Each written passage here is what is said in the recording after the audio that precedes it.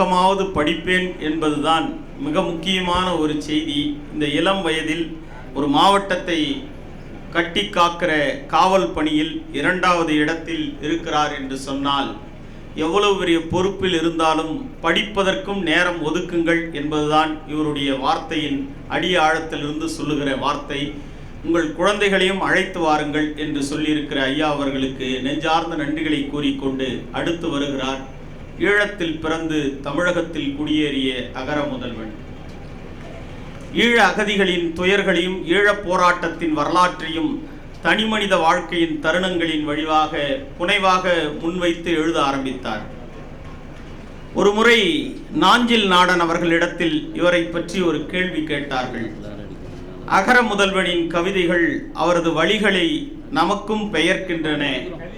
புண்ணிலிருந்து தெரிக்கும் புழுவை போல் பெரும்பாலான இந்திய தமிழ் மனம் ஈழப் பிரச்சனையை வெறுத்து ஒதுக்கும்.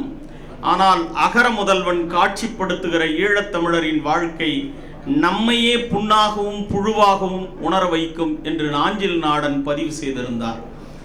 இவருடைய படைப்புகள் பல தருணங்களில் ஜெயந்தன் படைப்பிலக்கிய விருது பெற்றிருக்கிறார். கோவை வாசகர் வட்ட கவிஞர் மீரா விருது பெற்றிருக்கிறார். தமிழ்நூல் வெளியீடு மற்றும் தமிழ்நூல் விற்பனை மையத்தின் விருது பெற்றிருக்கிறார். அந்த தருணத்தில் பகை வீழ்த்தி என்கிற ஒரு நூல் தோழர் மகேந்திரன் அவர்கள் ஒரு நூலை எழுதியிருப்பார். தீக்குள் விரலை வைத்தேன் என்கிற நூல் ஈழத்தமிழர்களின் பிரச்சனையை அது பிரதிபலித்திருக்கும். அதே போலவே அதைவிட இன்னும் கொஞ்சம், ஏனென்றால் அந்த தருணத்தில் பகை வீழ்த்தி என்கிற நூலும் அதே கதைகளை ஆனந்த விகடனிலும் எழுதியிருந்தார். அறம் வெல்லும் அஞ்சற்க என்கிற நூலும் பாங்கிகளின் சரியும் முல்லை நிலா போதமும் காணாத போதம் குறுநாவல் உலகின் மிக நீண்ட கழிவறை சிறுகதைகளாக 2ஆம் லெப்டினன்ட் முஸ்தபாவை சுட்டு கொன்ற ஓர் இரவு பான்கி மூனின் ருவாண்டா மாபெரும் தாய் கட்டுரையாக கடவுள் பிசாசு நிலம் என்கிற இந்த கட்டுரை தான் ஆனந்த விகடனில் தொடராக வந்து கொண்டிருந்தது. இப்படி பல்வேறு பரிணாமங்களில் இருந்தாலும் கூட பெரிய புராணத்தில் எழுதிய சேக்கிழார் தெரிந்து எழுதினாரா தெரியாமல் எழுதினாரா என்று தெரியாது. உலகலாம் உணர்ந்து ஓதற்கரியவன் நிலவுலாவிய நீர்மலி வேணியின் அலகில் சோதியன் அம்பலத்தாடுவான் மலர் சிலம்படி வாழ்த்தி வணங்குவோம் என்கிற அந்த பாடலில் 63 எழுத்துக்களை கொண்டே முடிந்திருக்கும். எண்ணிக்கை அடிப்படையில் அந்த பாடல் 63இல் முடிந்திருக்கும். 63 நாயன்மார்களை குறிக்கிற நூலுக்கு அப்படி எழுதியிருப்பார். அதே தலைப்பில் அவரும் பேச வருகிறார். உலகலாம் உணர்ந்து ஓதற்கு அறியவன் என்பதில் உலகலாம் உணர்ந்து என்கிற பொருளோடு நிறுத்தியிருக்கிறார். அத்தகைய பொருளில் பேச வருமாறு எழுத்தாளர் அகர முதல்வன் அவர்களை அழைத்து மகிழ்கிறேன்.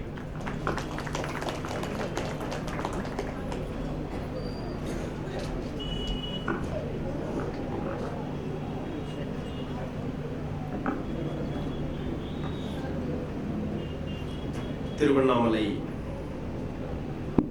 புத்தக திருவிழாவை சிறப்பாக நடாத்தி வருகிற மாவட்ட நிர்வாகத்திற்கும் இந்த மேடையிலே தெரிந்த குரலும் தெரியாத பொருளும் என்ற தலைப்பில்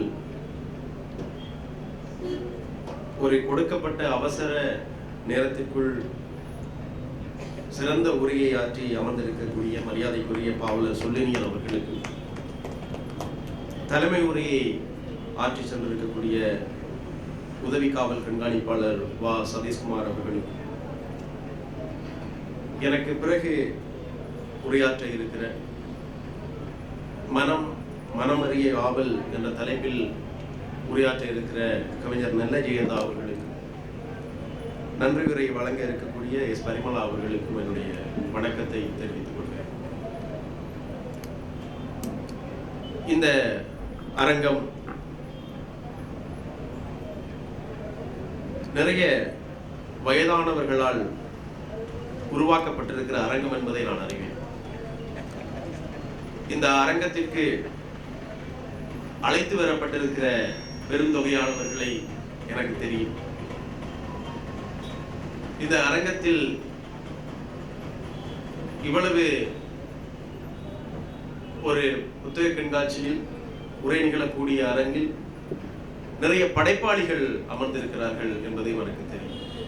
திருவண்ணாமலையில் இருந்து கேரள இலக்கியங்களை நமக்கு வாசிக்க தருகிற 2 படைப்பாளிகளான மரியாதைக்குரிய KV சைலஜா அவர்களும் KV ஜெயஸ்ரீ அவர்களும் வருகை தந்திருக்கிறார்கள்.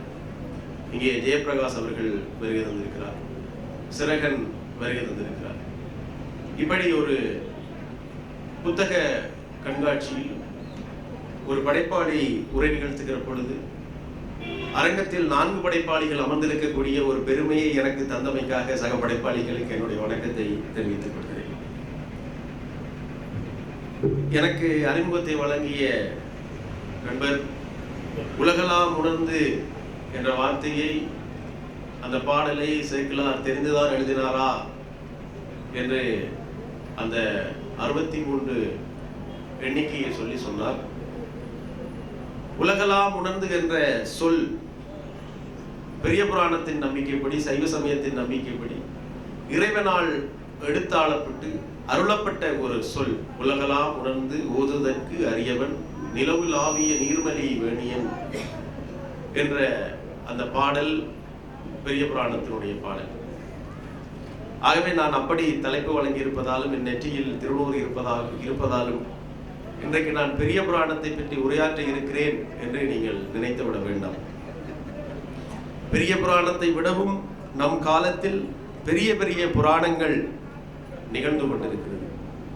பெரிய பெரிய அவலங்கள் நிகழ்ந்து கொண்டிருக்கிறது.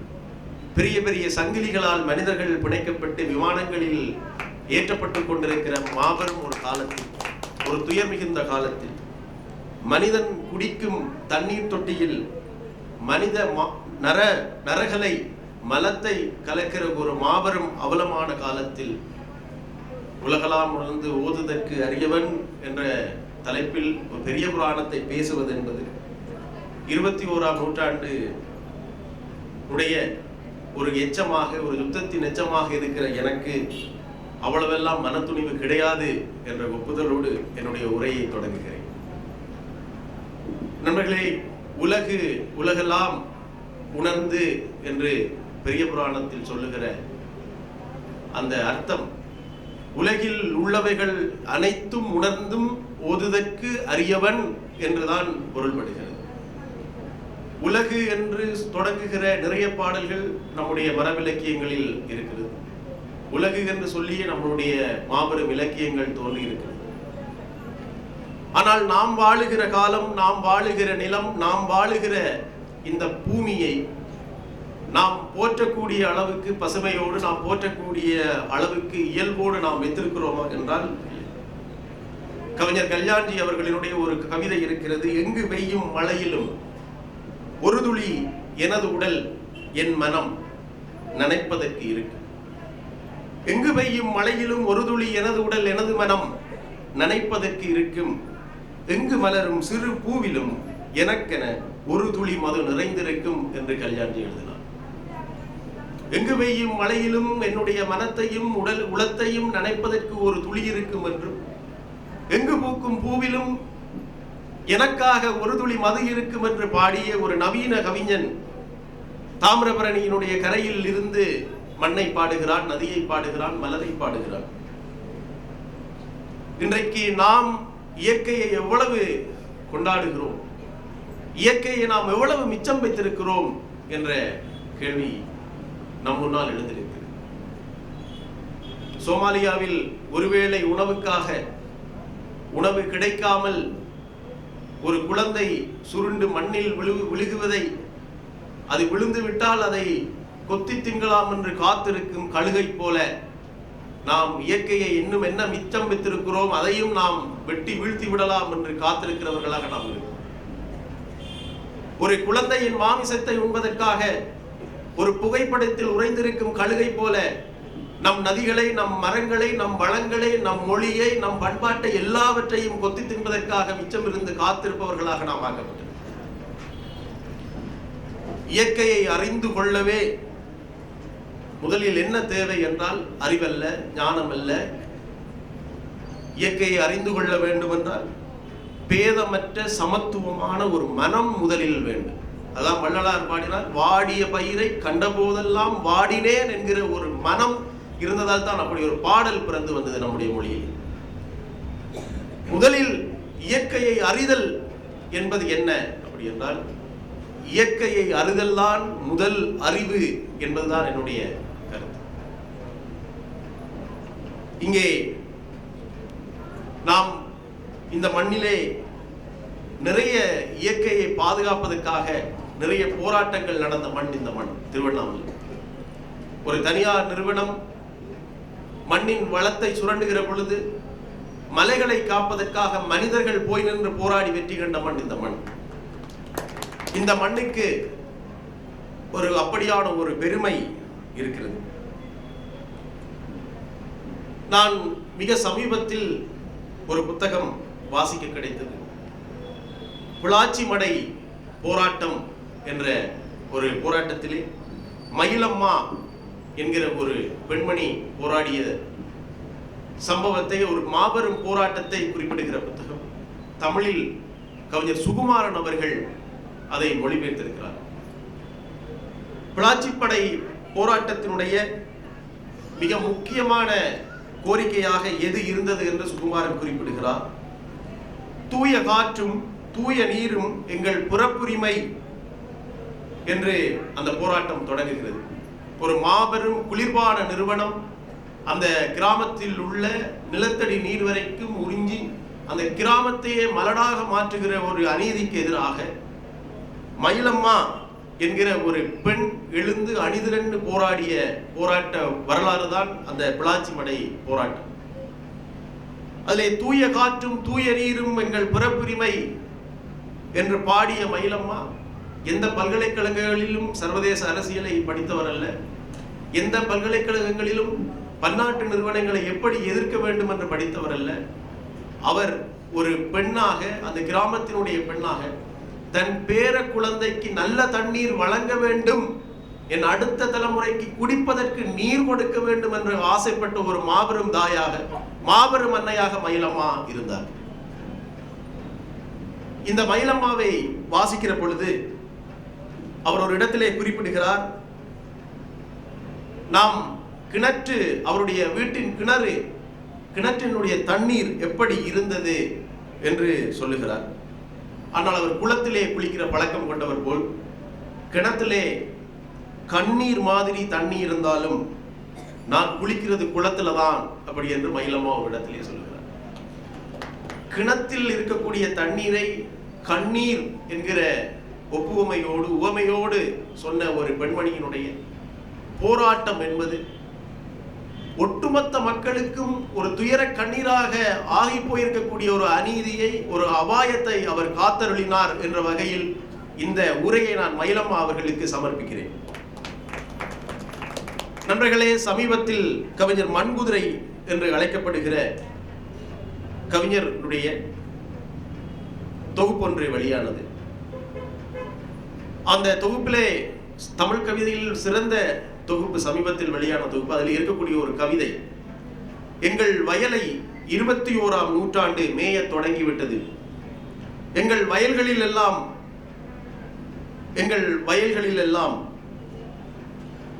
எங்கள் குறுக்கையில் எல்லாம் நாங்கள் எளிய சம்சாரிகள். அந்த எங்கள் வயல்களில் எல்லாம் எங்கள் குறுக்கையில் எல்லாம் என்ன அப்படி என்றால், எங்கள் வயலை 21ஆம் நூற்றாண்டு மேயை தொடங்கி விட்டது. எங்கள் வயல்களில் எல்லாம் சாலைகள், எங்கள் குலுக்கையில் எல்லாம் பூனைகள். நாங்கள் எளிய சம்சாரிகள். சித்திரை நாளேர் போல் காயம்பட்ட அந்த காட்டை உழுது நாங்களும் காத்திருக்கிறோம் ஒரு மாபெரும் புரட்சிக்காக என்று எழுதப்பட்டிருக்கக்கூடிய கவிதை.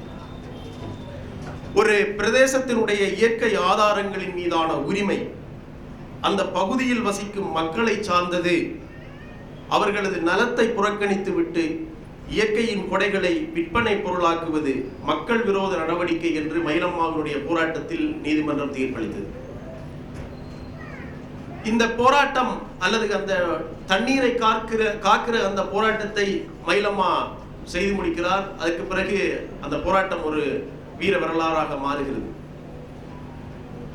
நான் நினைத்தேன், இந்த தலைப்புக்கு உலகலாம் உணர்ந்து ஓதுதற்கு அறியவன் என்று தொடங்குகிற அந்த பாடலடியை, பெரிய புராணத்தினுடைய பாடலடியை கொடுத்ததற்கு பிறகு உலகலாம் உணர்ந்து என்றால் என்ன அப்படி என்று என்னுடைய நண்பர்கள் பலர் கேட்டார்கள்.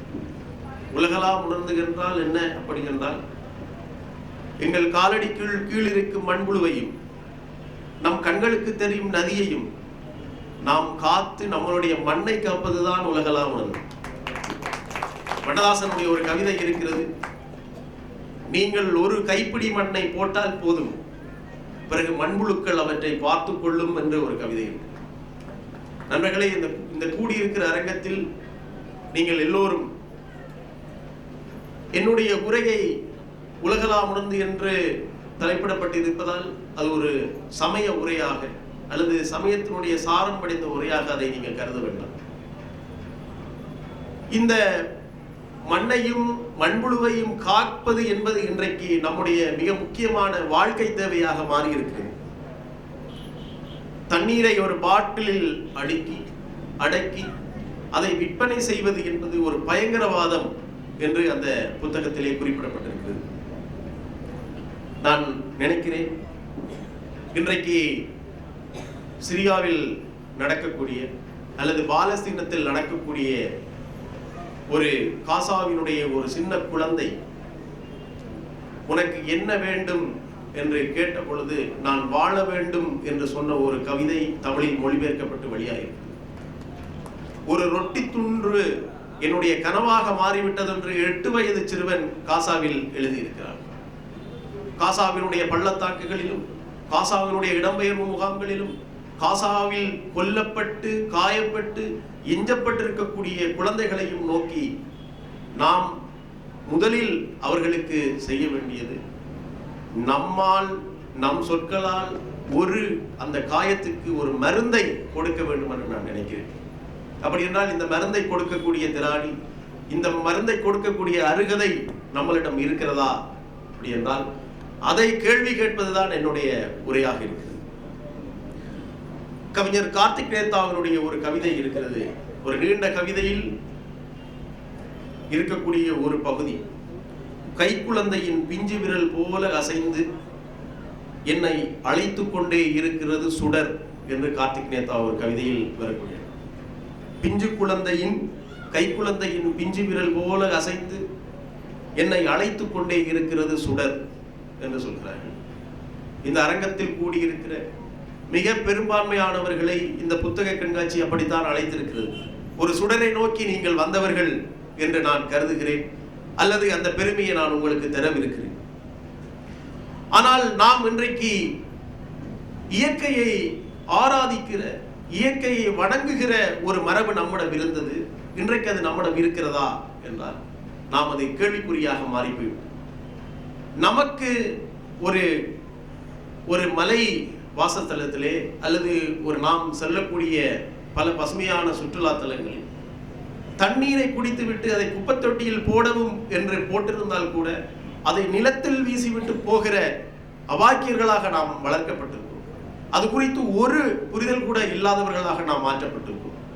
அப்படி என்றால் நாம் இயற்கையை ஆராதிக்கிற மரபிலிருந்து எவ்வாறு மெல்ல மெல்ல விலகி இன்றைக்கு இயற்கைக்கு எதிராக நிறுத்தப்பட்டவர்களாக, இயற்கைக்கு எதிராக நின்று கொண்டு வா என்று சொல்லுவவர்களாக ஏன் நாம் மாற்றப்பட்டிருக்கிறோம் என்று நமக்கு முக்கியமான ஒரு கேள்வி எழுப்பும். இங்கே நம்மாழ்வார் என்றொருவர் வாழ்ந்து மடிந்து இந்த மண்ணிலே நிறைய விஷயங்களை பற்றி பேசிவிட்டு சென்றிருக்கிறார்.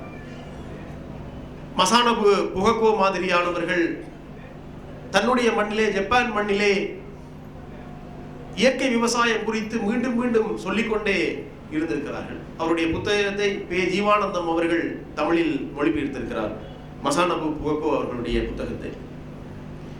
ஆனால் இன்றைக்கு நாம் வாங்கக்கூடிய ஒரு ஆப்பிளின் மீது உருவாக்கப்பட்டிருக்கக்கூடிய மெழுகை சுரண்டி எடுப்பதற்குள் நம்மிடம் இருந்த ஒரு விட்டமின் சத்து குறைந்து போகிற அளவுக்கு ஆப்பிளின் மீது மெழுகு பூசப்பட்டிருக்கிறது. ஒரு கேரட்டை கழுவி முடிப்பதற்குள் மதிய உணவுக்கான நேரம் கடந்து சென்று விடுகிற மிக மிக ரசாயனத்தால் மட்டுமே நம்மளுடைய உணவை ஒரு சந்தை தயார்படுத்தி அனுப்புகிறது.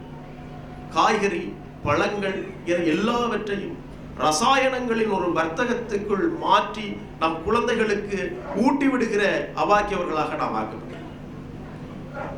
இன்றைக்கு மழையை பார்த்து பயந்து ஒதுங்குகிற, 18வது மாடியில் இருந்தாலும் மழையை பார்த்து ஜன்னலை சாத்திவிட்டு 5 நாட்களுக்கு ஏற்ற உணவை வாங்கி கொண்டு வீட்டுக்குள் பதுங்கி இருக்கிற மனிதர்களாக நகர மனிதர்கள் மாறிவிட்டார்கள்.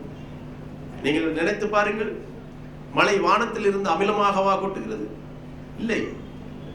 ஆனால் இந்த மழையை மேகமாக தருகிறது? இல்லை.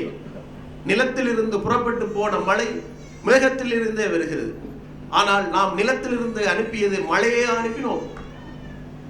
அந்த மழை நம் மீது காருண்யத்தை, நம் மீது ஆதரவை, நம் மீது அபிமானத்தை, நம் மீது சற்று துளியேனும் ஒரு மரியாதையை வைக்கும் அளவுக்கு நாம் இன்றைக்கு மழையை அனுப்பி வைத்திருக்கிறோம் பூமியிலிருந்து என்றால் அப்படி கிடையாது. நம்மளுடைய காடுகள் சாலைகளாலும் ஆலைகளாலும் ஆக்கப்பட்டு விட்டன. நம்முடைய காடுகளின் வளைவுகளில் ஒரு ஆலைகள், மாபெரும் வணிக ஆலைகள் உருவாக்கப்பட்டிருக்கிறது. எங்கெங்கோ எந்தெந்தோ நாடுகளில் இருந்து வரக்கூடிய நிறுவனங்களினுடைய ஆலைகளும் சாலைகளும் நம்மளுடைய மலையை குடைந்து குடைந்து, ஒரு இதயத்தை குடைந்து குடைந்து போவதை போல போய்விட்டன. நம்மளுடைய காடு என்கிற ஒரு மாபெரும் இதயத்தின் உள்ளே நாம் ஒரு யானையின் துதிக்கையை விட்டு வெளியே எடுக்கிற அளவுக்கு நம்மளுடைய காடுகள் மொத்தமும் ஆலைகளும் சாலைகளுமாக மாறிவிட்டன. மசானாபு புவக்கோ சொல்லுகிறார், நஞ்சான மேலத்தைய விஞ்ஞான விவசாயம் நம்மையும் இயற்கையையும் பிரித்து விட்டது. மண்ணும் உணவும் நஞ்சான பிறகுதான் உலகின் அறங்கள் வீழ்ச்சியுறத் தொடங்கின என்று சொல்லுகிறார். நம்முடைய சாப்பாட்டில் நஞ்சு வந்ததுக்கும் நம்முடைய அறங்கள் வீழ்ந்து போய்விட்டதுக்குமான காரணம் என்ன என்று கேட்டால், இப்படி பைத்தியக்காரத்தனமாக பேசாதே என்று சொல்லுகிறவர்கள் பலர் உள்ளார்.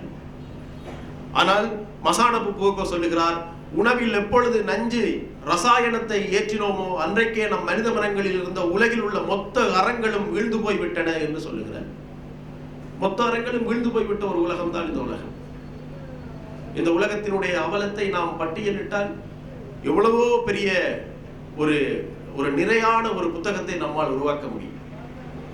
அப்படி மனித அறத்தை பற்றி 21ஆம் நூற்றாண்டில் பேசுவது ஒரு வகையில் கிட்டத்தட்ட என்ன சொல்லுவது, நிர்வாண கூட்டம் ஒன்றில் கோவணத்தோடு நிற்கிற அளவுக்கு அவமானகரமான விஷயமாக.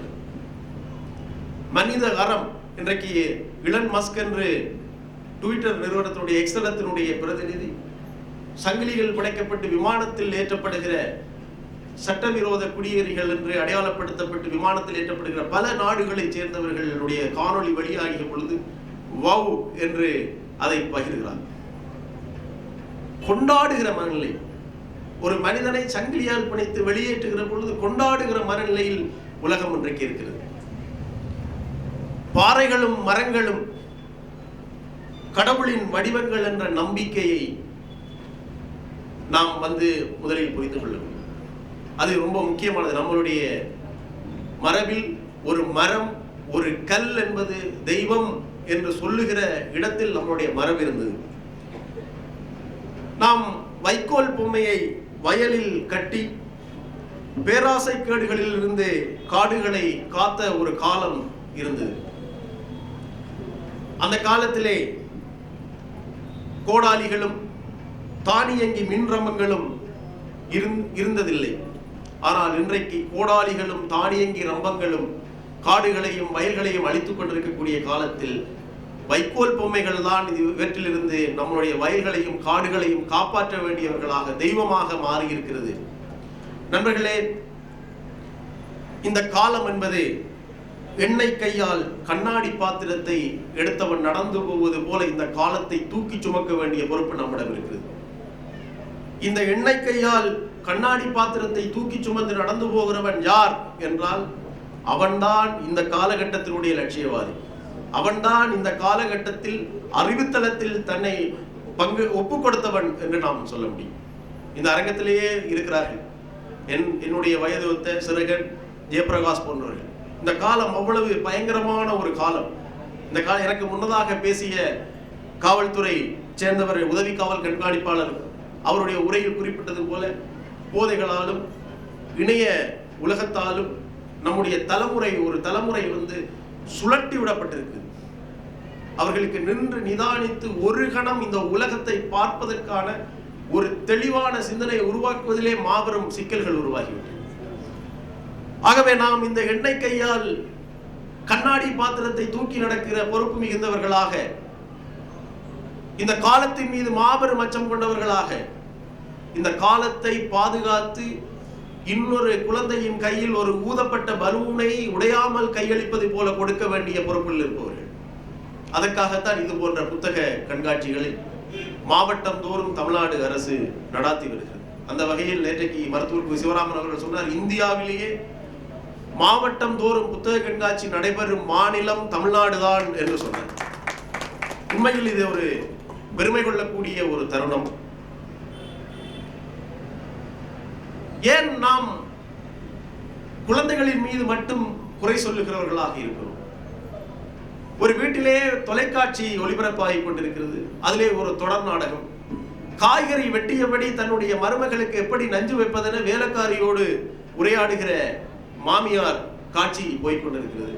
இங்கே குழந்தையை படி படி படி என்று ஒரு தாய் தொலைக்காட்சியை பார்ப்பது படி, தொலைக்காட்சியை பார்த்தபடி படி படி என்று சொல்லிக் கொண்டிருக்கிறார். உண்மையில் இந்த மாதிரியான ஒரு வீட்டு சூழலில் ஒரு சிறுவன் ஒரு மாணவி எப்படி படிக்க முடியும்? அல்லது நாம் மாணவர்களுக்கு நம்முடைய குழந்தைகளை தட்டி